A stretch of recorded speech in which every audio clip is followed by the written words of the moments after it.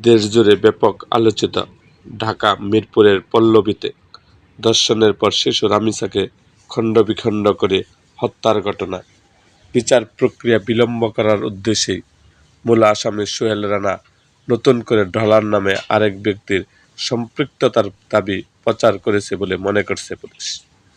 সোমবার ১ জুন পল্লবী থানার ভারপ্রাপ্ত কর্মকর্তা ওসি হাসান বাশির জানায়, যেদিন হত্যাকাণ্ডের ঘটনা ঘটে সেদিন সোহেল রানাকে জানালার গ্রিল ভেঙে একাই পালিয়ে যেতে আশপাশের মানুষ দেখেছে।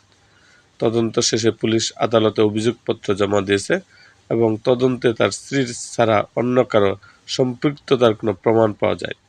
ওসি বলেন, কারাগারে বিভিন্ন ধরনের অপরাধিতা থাকে, সেখানে কেউ হয়তো তাকে পরামর্শ দিয়েছে যে অন্য কারো নাম জানালে মামলার বিচার প্রক্রিয়া কিছুটা হলেও বিলম্বিত হতে পারে।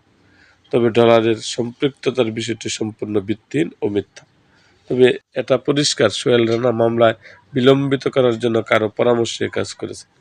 অপর এক ব্যক্তি পুলিশ কর্মকর্তা বলেন, কারাগারে হয়তো কোনো বন্দী সোহেল রানাকে বুদ্ধি দিয়েছে কারো নাম বলে বিচার প্রক্রিয়া পিছিয়ে যাবে। দুষ্টুমির চলে হোক আর যেভাবে হোক, এরকম বুদ্ধি তাকে কেউ না কেউ দিয়েছে। সোমবার শিশু রামিসাকে ধর্ষণের পর গলা কেটে হত্যা মামলার প্রধান আসামি কাঠগড়ায় দাঁড়িয়ে বলেন, আমি ধর্ষণ করি নাই, শুধু লাশ কেটেছি। ধর্ষণ করেছে ডলার নামের একজন। আমি পাপ করেছি, আমাকে সেই পাপের শাস্তি দিন।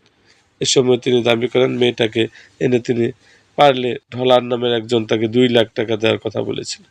সোমবার এই মামলার ঢাকা শিশু সহিংসতার দমন ট্রাইব্যুনালের বিচারক মাসরুর সালেকিন তাদের বিরুদ্ধে অভিযোগ গঠনের মাধ্যমে বিচার শুরুর আদেশ দেন।